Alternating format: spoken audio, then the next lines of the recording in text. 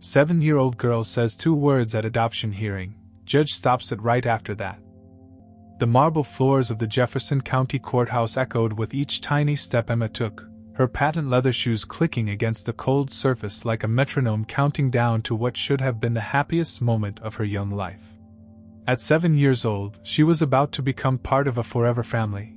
At least, that's what everyone kept telling her with their bright smiles and encouraging nods.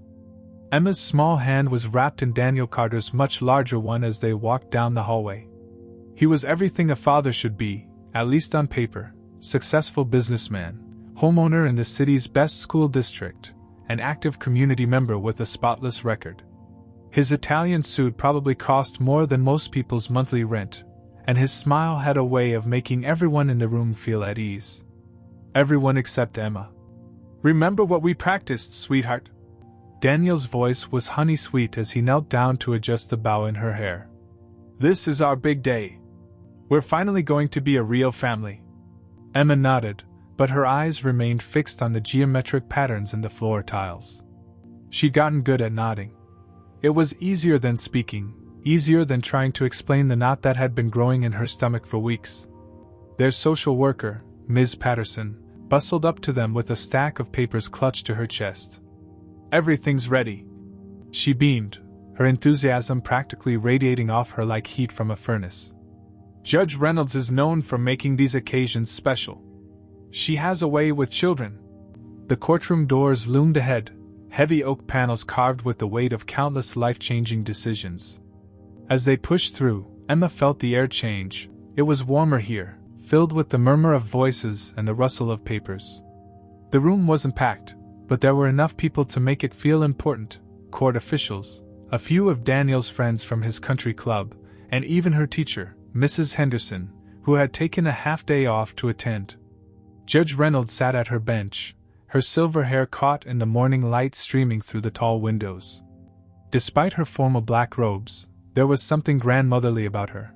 Perhaps it was the reading glasses perched on the end of her nose, or the slight smile that seemed permanently etched at the corners of her mouth. "All rise," the bailiff called out, his voice bouncing off the wood-paneled walls. Emma rose automatically, her movements mechanical, practiced. Daniel's hand squeezed her shoulder gently, reassuringly, but it felt heavy, like a weight she couldn't shrug off.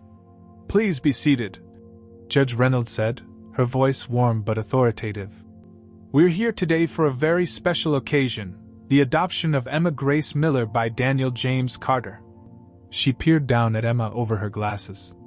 "Emma, do you know why we're all here today?" Emma's throat felt dry.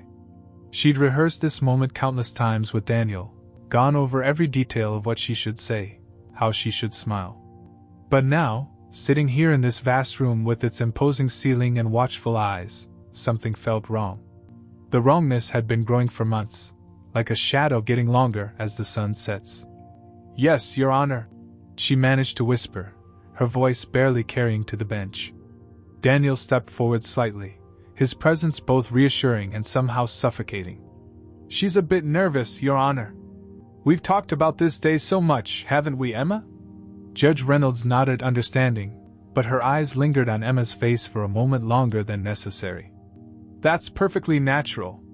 Emma, would you like to tell me about living with Mr. Carter? How long has it been now?" 8 months, Emma answered, this time a little stronger. She could feel Daniel's approval radiating beside her, could sense Ms. Patterson's encouraging nod from the row behind them. "And how do you like your new home?" the judge continued, her tone gentle but probing. Emma thought about the big house in the suburbs, with its perfectly manicured lawn and the swing set that had appeared in the backyard shortly after she arrived.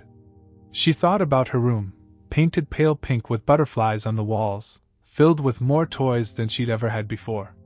She thought about the private school with its crisp uniforms and the piano lessons Daniel had insisted on. "It's nice," she said, because it was.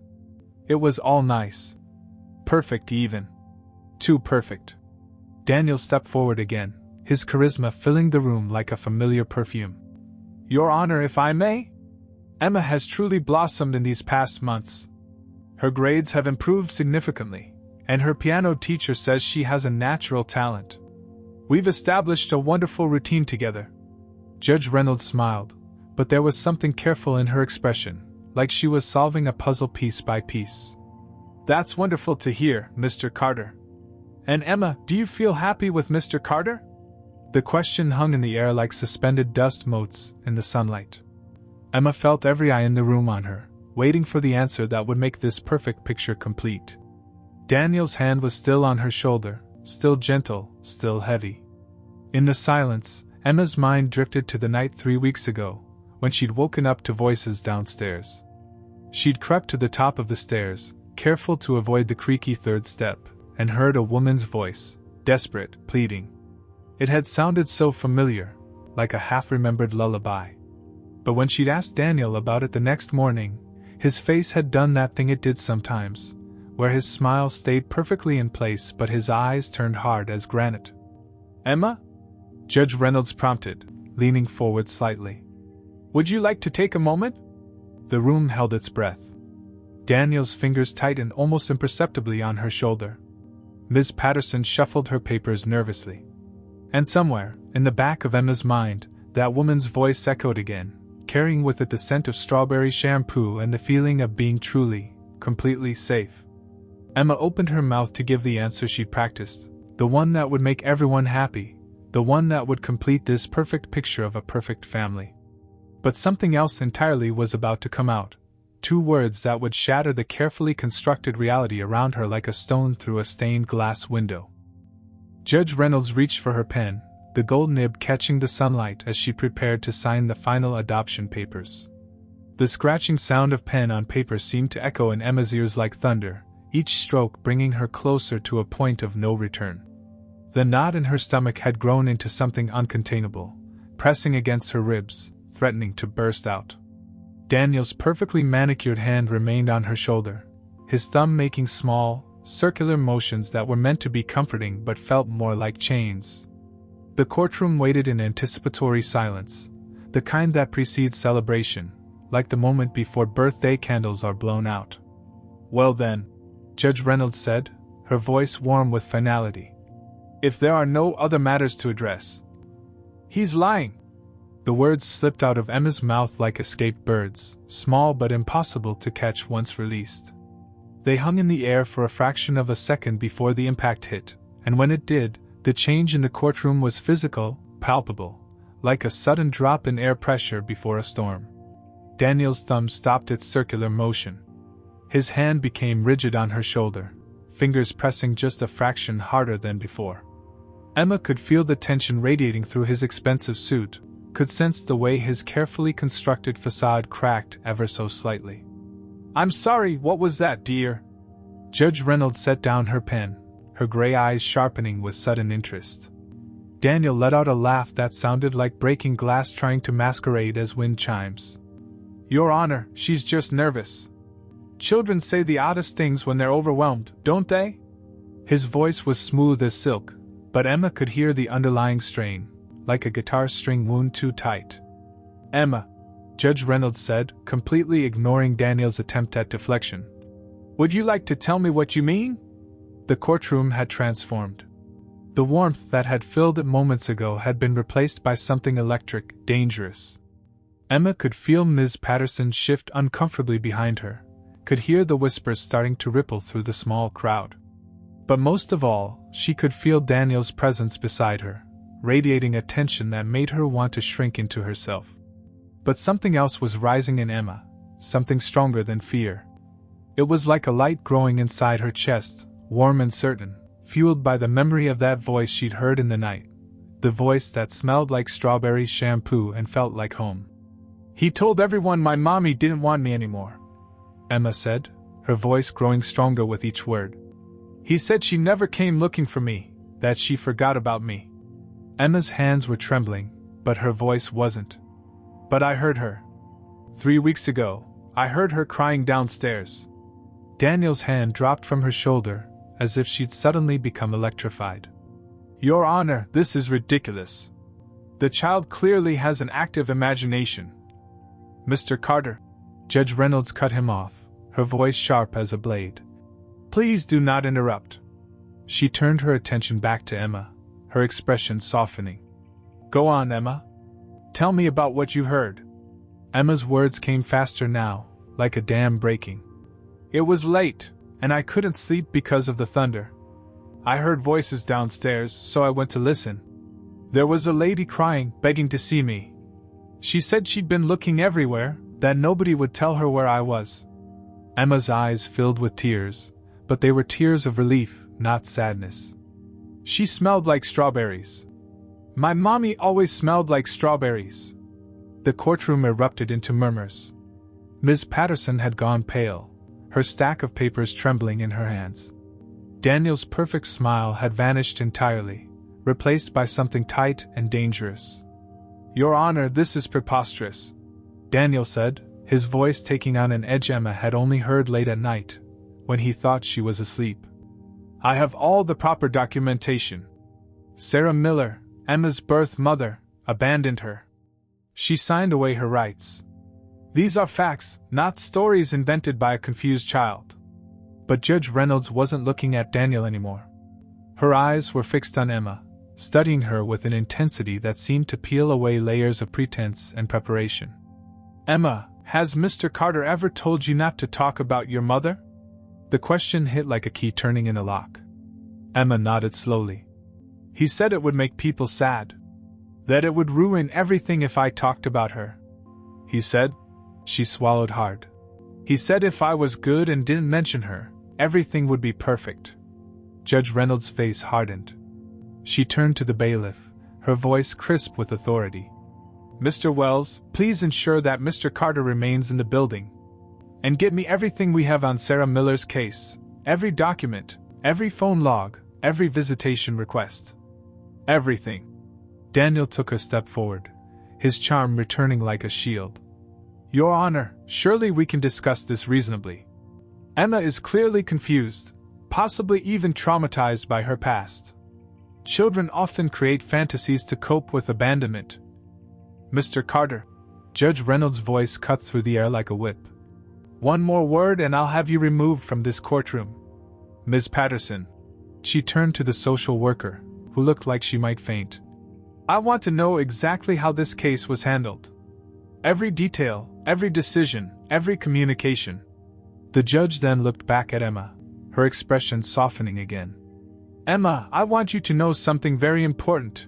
You did exactly the right thing by telling the truth.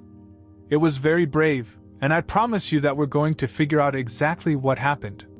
Emma felt something uncoil inside her chest, a tension she hadn't even realized she'd been carrying. She dared a glance at Daniel, and saw something she'd never seen before, fear. His perfect facade had cracked completely, revealing something dark and desperate underneath. As court officers began to move around the room with purpose, and the whispers grew into a steady hum of shocked conversation, Emma sat very still in her chair. She thought about her mother's voice that night, about strawberry shampoo and bedtime stories and love that felt real, not perfect. And for the first time in months, she felt truly, completely awake. The judge's chambers felt like a different world compared to the formal courtroom. Here, the afternoon sun filtered through Venetian blinds, casting striped shadows across stacks of hastily gathered files. Judge Reynolds had removed her robes, revealing a simple navy blazer, but her authority remained undiminished. She sat behind her desk, reading glasses perched on her nose, as she pored over document after document with growing concern. Emma sat in a plush leather chair near the window, a court-appointed child advocate named Ms. Martinez beside her. They brought her a cup of hot chocolate, which sat untouched on a side table, its marshmallows slowly dissolving into a white swirl. In the corner of the room, a police detective named Officer Chen typed rapidly on his laptop, his face illuminated by the blue glow of the screen. Your Honor, Officer Chen spoke up, his voice cutting through the rustle of papers. I've found something interesting in the phone records. There are 17 documented calls from Sarah Miller to the Social Services Office over the past 6 months. All of them were routed to Mr. Carter's direct line. Judge Reynolds looked up sharply. 17 calls? And none of them were logged in the official case file? No, ma'am.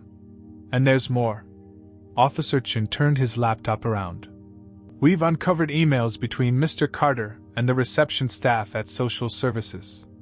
He specifically requested that all communications regarding Emma be directed to him personally, citing special circumstances and emotional sensitivity.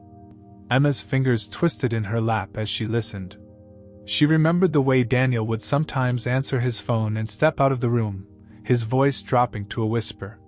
How he would return with that tight smile, the one that didn't reach his eyes. Emma, Judge Reynolds said gently, can you tell us more about the night you heard your mother's voice? Every detail you remember might help us understand what happened. Emma closed her eyes, trying to capture the memory like a butterfly in her hands. It was storming really bad. I couldn't sleep because the thunder was so loud. I heard the doorbell ring, and then voices downstairs. I went to the top of the stairs. I was careful not to step on the creaky one. Ms. Martinez leaned forward, her pen poised above a notepad. What time was this, Emma? Do you remember if it was very late? My unicorn clock said 11:43. I remember because the numbers were glowing in the dark. Emma's voice grew stronger as the memory became clearer. I heard a lady crying. She kept saying, please, I know she's here. I've been searching everywhere. And then I heard Daniel's voice. He was angry, but trying to sound nice, like he does sometimes. Judge Reynolds exchanged a significant look with Officer Chin. What did Mr. Carter say? He said she needed to leave, that she was violating something, a restraining order? Emma frowned, concentrating. But the lady, my mommy, she said that wasn't true. She said she never signed anything like that. She was crying so hard, saying she'd been looking for me since the day I disappeared from school. The room went very still. Judge Reynolds set down the file she was holding, her face pale. Disappeared from school? Officer Chen's fingers flew across his keyboard. Your Honor, according to the original case file, Sarah Miller voluntarily surrendered Emma to social services after failing to pick her up from school for 3 consecutive days. There's a signed surrender document dated March 15th of last year. But that's not what happened! Emma burst out, surprising everyone with the force of her voice. I remember that day. A lady came to my school and said Mommy was in the hospital, that she'd sent her to pick me up. She had a paper with Mommy's signature on it, but it looked funny. Different from how Mommy writes. Judge Reynolds stood up abruptly, her chair rolling back against the wall. Get me Sarah Miller's current contact information. Now. And I want a handwriting expert to examine every signature on every document in this file. Ms. Martinez raised her hand slightly. Your Honor, I've been reviewing Mr. Carter's background check. There are inconsistencies. The deep background check that should have been mandatory for an adoption, it's missing. There's only a basic criminal record search, and it appears to have been processed through a private agency, not the standard channels. The judge's face darkened. Where is Mr. Carter now? Under supervision in the conference room, Your Honor, Officer Chen replied. He's been making calls to his lawyer. Emma watched as Judge Reynolds paced the room, her heels clicking against the hardwood floor. The sound reminded her of her mother's footsteps in their old apartment's kitchen, the way she used to dance while making breakfast on Sunday mornings. One more thing, Emma, Judge Reynolds said, turning back to face her. You mentioned that the woman at your school had papers with your mother's signature. Do you remember anything else about her? What she looked like, what she was wearing? Emma's forehead wrinkled in concentration. She had red hair, but it looked fake. Like when you color your hair for Halloween. And she was wearing a blue suit, like the ones Daniel's secretary wears. Officer Chen's head snapped up. Your Honor, Mr. Carter's previous executive assistant, Janet Morrison. She left the company suddenly last year, right around the time Emma entered the system. And she had access to his private files, including documents with parent signatures from his work with the school board. The pieces were falling into place like a terrible puzzle. Judge Reynolds pressed a button on her desk intercom. Get me Detective Wallace from Major Crimes. This just became a kidnapping investigation. Emma felt a strange mix of fear and relief wash over her. Is my mommy really coming? Ms. Martinez wrapped an arm around Emma's shoulders, this time with a touch that felt genuine, not controlling. "We're going to find her, sweetheart. And this time, no one's going to keep her away." As if on cue, Officer Chen's phone buzzed. His eyes widened as he read the message. "Your Honor, we've located Sarah Miller. She's been living in a women's shelter in Cincinnati for the past 3 months, still searching for Emma. She's been maintaining a blog documenting her search, with detailed records of every time she tried to contact social services. And she has proof, emails, recordings, everything." Judge Reynolds' face set with determination. "Get her here. Immediately. And make sure Mr. Carter doesn't leave this building. I have a feeling we're just scratching the surface of what he's been hiding." Through the Venetian blinds, storm clouds were gathering again, much like the night Emma had heard her mother's voice. But this time, instead of feeling scared, she felt something else. Hope.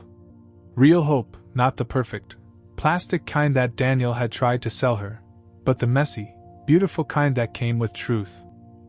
The storm that had been threatening all afternoon finally broke over the Jefferson County Courthouse, sheets of rain hammering against the windows of the conference room where Daniel Carter sat, his perfect composure finally beginning to crack. His Italian suit jacket was draped over a chair, his silk tie loosened, and his usually immaculate hair showed signs of nervous fingers running through it repeatedly. Detective Wallace, a seasoned investigator with sharp eyes and graying temples, spread photographs across the table between them. Each image told a part of the story that had been hidden beneath layers of lies and manipulation. There was Janet Morrison's employee ID from Carter Industries, her artificial red hair exactly as Emma had described. Bank statements showing large transfers to offshore accounts. And most damning of all, a series of emails that painted a picture of an elaborate scheme years in the making. "Would you like to explain these, Mr. Carter?" Detective Wallace's voice was calm but carried an edge of steel. "Or should I tell you what we've pieced together?" Daniel's lawyer, hastily summoned from a golf game and still wearing a country club polo under his suit jacket, shifted uncomfortably. "My client reserves the right to." "Your client," Detective Wallace cut in, "might want to consider cooperation at this point. We've already spoken with Janet Morrison." The name hit Daniel like a physical blow. His carefully maintained facade cracked further, color draining from his face. "Janet talked?" "Oh, she did more than talk." Detective Wallace pulled out another document. "She gave us everything. The original plan, the fake documents, the real reason you targeted Emma and her mother specifically." He leaned forward, his voice dropping. "Want to tell me about Harrison Mills?" In another room down the hall, Judge Reynolds sat with Officer Chin and Sarah Miller, who had arrived 20 minutes ago after a police escort rushed her from Cincinnati. Sarah's hands trembled as she clutched a cup of coffee, her eyes red from crying, but there was strength in her posture, the strength of a mother who had never stopped fighting for her child. "I knew something was wrong that day," Sarah said, her voice hoarse but determined. "Emma never went anywhere without texting me first. We had a system, a code word for emergencies. When I got to her school, they said someone had already picked her up with signed authorization from me. But I never signed anything. I never." Her voice broke. "Ms. Miller," Officer Chin said gently, "we've found evidence that your signature was forged on multiple documents. Not just the school release, but the custody surrender papers as well. And there's more." He pulled out a tablet, bringing up a series of documents. "We've discovered why you were targeted specifically." Sarah's eyes widened as she read the screen. "Harrison Mills? But that was years ago. I was just a junior accountant at his firm." "Yes," Judge Reynolds interjected. "The same firm where you discovered irregularities in the books. Irregularities that would have exposed a massive tax evasion scheme involving several prominent business figures, including Daniel Carter." The pieces clicked into place. Sarah's hand flew to her mouth. "The week before Emma disappeared, I had just submitted my findings to the SEC. I was supposed to testify. But with your daughter missing," Officer Chin continued, "and apparent evidence that you had abandoned her, your credibility was destroyed. The investigation stalled. The statute of limitations on those financial crimes runs out in. He checked his watch. Exactly 3 months. In a small room adjacent to the judge's chambers, Emma sat with Ms. Martinez, working on a puzzle. But unlike the forced activities at Daniel's house, where everything had to be perfect and neat, this puzzle was sprawling and messy, pieces scattered across the table as Emma worked through it at her own pace. "Emma," Ms. Martinez said softly, "your mom is here. Would you like to see her?" Emma's hands froze over the puzzle pieces. "Is it really her? Really, really?" "Really, really." Ms. Martinez smiled. "She's been looking for you every single day since you were taken. She never stopped, not for 1 minute." Back in the conference room, Daniel Carter's world was collapsing. Janet Morrison's detailed confession had exposed everything. How they had orchestrated Emma's abduction to silence Sarah, how they had manipulated the system through falsified documents and strategic bribes, how Daniel had planned to finalize the adoption just before the statute of limitations expired, ensuring Sarah would never be credible enough to testify. "You didn't count on one thing though, did you, Mr. Carter?" Detective Wallace said, his voice heavy with contempt. "You didn't count on Emma's courage. Or on a mother's love being stronger than all your money and influence." Daniel's lawyer was already on his phone, desperately trying to negotiate some kind of deal, but it was too late. The evidence was overwhelming, and with Janet Morrison's testimony, there was no way out.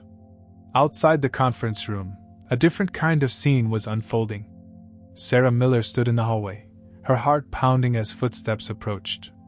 Then, around the corner, came Emma, still in her formal adoption hearing dress, her hair slightly mussed from the long day. For a moment, mother and daughter just stared at each other. 7 months of separation, of lies and manipulation, hung between them like a gossamer veil. Then Emma caught the familiar scent, strawberry shampoo, home, love, and the veil shattered. "Mommy!" Sarah fell to her knees as Emma ran to her, wrapping her arms around her daughter, as tears flowed freely down both their faces. They held each other as if they could squeeze all the missing months into this one embrace, as if they could erase every moment of pain through the simple act of being together again. Down the hall, through the open door of the conference room, Daniel Carter watched his carefully constructed plan crumble. The sound of Emma's joyful cry seemed to physically pain him, making him flinch as if struck.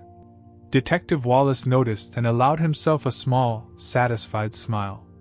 "You know," the detective said, gathering his evidence photos, "in all my years on the force I've learned one thing: the truth has a way of coming out. Sometimes it just takes one brave little girl to speak it." Thunder rumbled outside, but inside, in that hallway where mother and daughter reunited, there was only the sound of love finding its way home. The perfect facade had cracked, revealing something far more valuable: reality, messy and beautiful and true. The following days unfolded like a complex tapestry being unwoven thread by thread, each strand revealing another layer of Daniel Carter's elaborate deception. The Jefferson County Courthouse had become the epicenter of an investigation that stretched far beyond a simple adoption fraud case. In the district attorney's office, Assistant DA Margaret Wong stood before a wall covered in photos, documents, and connecting strings, a visual representation of a conspiracy that spanned years. She addressed the assembled team of investigators, prosecutors, and federal agents who had been called in once the scope of the case became clear. "What we're looking at," she said, tapping a central photo of Daniel Carter, "is not just one man's attempt to silence a whistleblower. This is systematic corruption that touches every level of our social services system." The evidence was damning. Janet Morrison's detailed confession had opened a Pandora's box of revelations. Bank records showed a complex web of payments flowing through shell companies, ultimately leading to key personnel in social services, the family court system, and even law enforcement. Daniel Carter hadn't just tried to adopt Emma. He had built an entire infrastructure of corruption to make it possible. In a secure conference room down the hall, Sarah Miller sat with federal prosecutors, finally able to tell the story she had been trying to share for over a year. Her testimony about the financial crimes she had uncovered at Harrison Mills' firm was just the beginning. The tax evasion scheme was massive, Sarah explained, her voice stronger now that Emma was safe. But it wasn't just about avoiding taxes. They were using the hidden money to influence social policy, to buy their way into positions where they could manipulate vulnerable families. Emma and we weren't the first ones they targeted. Detective Wallace entered the room with a thick file. "We've identified 7 other cases," he announced grimly. 7 other families where Carter and his associates used similar tactics to separate children from parents who were deemed inconvenient to their operations. The difference is, in those cases, they succeeded. Sarah's hand flew to her mouth. Those poor families. We're already reaching out to them, Assistant DA Wong assured her. Your daughter's bravery hasn't just saved herself, she's helped us uncover a pattern of abuse that we can finally stop. Meanwhile, in a small room decorated with children's artwork and equipped with toys, Emma sat with a child psychologist, Dr. Rivera, working through the trauma of the past months. But unlike the sterile therapy sessions Daniel had arranged, designed more to reinforce his narrative than to help, this was genuine healing. "You know what the hardest part was?" Emma said, carefully arranging colored blocks into a pattern. "Everything had to be perfect all the time. If I got sad or angry, Daniel would say I was being ungrateful. That I should be happy because he gave me so many nice things." Dr. Rivera nodded encouragingly. "And how did that make you feel?" "Like I was in a dollhouse," Emma replied, her insight surprising for her age. "Like I had to be a doll that smiled and said the right things. But dolls aren't real, and I wanted to be real." Across town, in the federal detention center, Daniel Carter sat in an interrogation room, his expensive suit replaced by standard-issue clothing, his perfectly manicured nails showing signs of nervous picking. His lawyer had advised him to cooperate, hoping to negotiate a lesser sentence, but the magnitude of his crimes made leniency unlikely. "Let me be clear," FBI Special Agent Roberts said, laying out document after document. "We're not just talking about the kidnapping and fraud charges. We're looking at racketeering, conspiracy, obstruction of justice, witness tampering, and those are just the federal charges." Daniel's facade had completely crumbled. The charming, confident man who had stood in court days ago was gone, replaced by someone who looked older, smaller, desperate. "You don't understand," he said, his voice hoarse. "Everything I built, everything I worked for. I couldn't let it all fall apart because of one accountant's discovery." "So you destroyed a family instead," Agent Roberts replied coldly. "You traumatized a child. You corrupted public officials sworn to protect the vulnerable. And for what? To hide your financial crimes?" Back at the courthouse, Ms. Patterson, the social worker who had facilitated Emma's placement with Daniel, sat in Judge Reynolds' chambers, tears streaming down her face as she confessed her role in the conspiracy. "He had everything on paper," she sobbed. "Perfect references, perfect background checks, and yes, there was money involved. But I truly thought I was doing what was best for Emma. The private school, the opportunities he could provide." Judge Reynolds showed no sympathy. "You betrayed every principle of child welfare. You chose money and convenience over a child's well-being and her mother's rights. Your license will be revoked, and you'll face criminal charges." The investigation expanded like ripples in a pond. Janet Morrison's testimony led to the arrest of 3 other social workers, 2 court clerks, and a senior administrator at the Family Services Department. Each arrest revealed new connections, new betrayals, new victims. Sarah and Emma, however, were beginning to heal. They had been moved to a safe house while the investigation continued, but it already felt more like home than Daniel's perfect mansion ever had. That evening, as they sat together on a worn but comfortable couch, Sarah braiding Emma's hair just like she used to, Emma asked the question that had been on her mind. "Mommy, why did you keep looking for me when everyone said you'd given me up?" Sarah's hands stilled in Emma's hair. "Because a mother's love isn't something you can just turn off," she said softly. "It's not about perfect houses or expensive schools. It's about knowing in your heart that somewhere out there, your child needs you. And nothing, not lies, not money, not powerful men with their perfect schemes, can break that connection." Emma leaned back into her mother's embrace, feeling truly safe for the first time in months. Outside their window, the sun was setting, painting the sky in colors that weren't perfect but were beautifully, wonderfully real. 3 months later, the Jefferson County Courthouse wore a different atmosphere. Gone was the tension that had filled its halls during the failed adoption hearing. Instead, there was a sense of purpose, of wrongs being made right. The morning sun streamed through the high windows, casting warm light on the gathered crowd in courtroom 3. Judge Reynolds sat at her bench, but today she wasn't alone. Representatives from the FBI, the district attorney's office, and child advocacy groups filled the gallery. This wasn't just a hearing, it was the culmination of an investigation that had exposed corruption at every level of the system. Daniel Carter stood before the court, flanked by his lawyers, as Judge Reynolds prepared to deliver his sentence. His expensive suit had been replaced by prison orange, his once perfect hair now showing streaks of gray. The past months in detention had stripped away his polished veneer, revealing the desperate man beneath. "Mr. Carter," Judge Reynolds began, her voice carrying through the hushed courtroom. "This court has seen many disturbing cases, but few have demonstrated such a calculated disregard for human dignity and the welfare of a child." She lifted a document, her expression grave. "You stand convicted of kidnapping, fraud, witness tampering, corruption of public officials, and conspiracy to obstruct justice.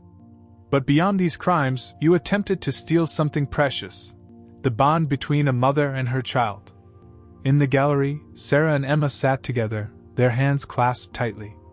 Emma wore a simple blue dress, her hair tied back with a ribbon, no longer the perfect, controlled image Daniel had demanded, but naturally, beautifully herself.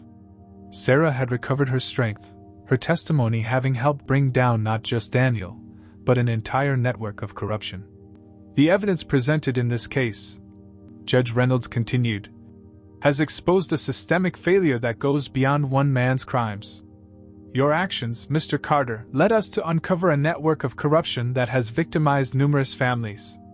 Thanks to the courage of one little girl who dared to speak the truth, we've identified 7 other cases of manipulated adoptions and separated families." Assistant DA Wong stood, addressing the court. "Your Honor, I'm pleased to report that as of this morning, we've successfully reunited 5 of those 7 families. The remaining 2 cases are in process, with strong leads on the children's whereabouts." A murmur of approval rippled through the courtroom. Emma squeezed her mother's hand, a small smile playing at her lips. She had learned that her bravery had helped other children find their way home too. "Furthermore," Judge Reynolds said, "this investigation has led to the arrest of 12 corrupt officials, the revocation of 15 professional licenses, and a complete overhaul of our Family Services Department. The damage you've done, Mr. Carter, is extensive, but in exposing it, you've inadvertently brought about necessary change." Daniel shifted uncomfortably, his eyes darting toward Emma, the little girl whose truth had shattered his carefully constructed world. But Emma didn't look away or shrink back. Instead, she met his gaze steadily, no longer afraid of the man who had tried to own her. "Before I deliver your sentence," Judge Reynolds said, "Emma Miller has requested to make a statement." "Emma?" Emma stood, her mother's encouraging hand on her shoulder. She walked to the front of the courtroom, her steps sure and steady. Unlike the trembling child who had sat in this room 3 months ago, she now stood tall, her voice clear and strong.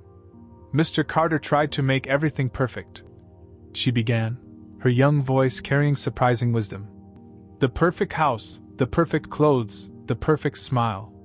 But love isn't about being perfect. It's about being real." She turned to look at her mother, then back at Daniel. "You can't buy love with fancy things or nice schools. You can't force it with rules and lies. Real love is like what my mommy has for me. It never gives up, even when everything seems hopeless." There wasn't a dry eye in the courtroom. Even the hardened FBI agents and prosecutors found themselves moved by the simple truth in Emma's words. Judge Reynolds cleared her throat before speaking again. "Mr. Carter, taking into account the severity and scope of your crimes, this court sentences you to 25 years in federal prison without the possibility of parole. Additionally, you are ordered to pay restitution to all affected families and forfeit all assets gained through your criminal enterprise. The sentence fell like a gavel itself, final and resolute. As federal marshals led Daniel away, he looked nothing like the powerful man who had once terrorized a little girl into silence. He was just a man who had tried to buy what couldn't be purchased and control what couldn't be owned. After the sentencing, in the courthouse garden, Emma and Sarah sat on a bench together, sharing a packet of cookies, store-bought and slightly crumbly, nothing like the perfect, expensive treats Daniel had always insisted on. Other families were there too, the ones who had been reunited thanks to the investigation Emma's courage had sparked. "You know what, sweetheart?" Sarah said, brushing a crumb from Emma's cheek. "I think it's time we went home." Emma looked up at her mother, her eyes bright. "Can we get ice cream on the way? With extra sprinkles?" "Extra sprinkles?" Sarah laughed. "And we can eat it on the couch, even if it makes a mess." As they walked hand in hand through the courthouse gates, they passed Janet Morrison being led in by officers for her own sentencing hearing. She caught Emma's eye for a moment, then looked away, shame evident on her face. But Emma didn't feel anger anymore. She felt something closer to pity for the people who had tried so hard to create perfect lies instead of embracing messy truths. That evening, in their small but cozy apartment, Emma sat at her old kitchen table, helping her mother make chocolate chip cookies. The kitchen was a mess, flour dusted every surface, and the cookies came out slightly lopsided. But as they sat together, dunking imperfect cookies in cold milk, Emma knew she had never been happier. On the refrigerator, held by a simple magnet, was a drawing Emma had made, a house, not perfect like Daniel's mansion, but full of bright colors and love. Below it, she had written in careful letters, "Home is where the truth lives." And in that moment, as mother and daughter shared cookies and giggles and plans for tomorrow, the truth was beautiful indeed.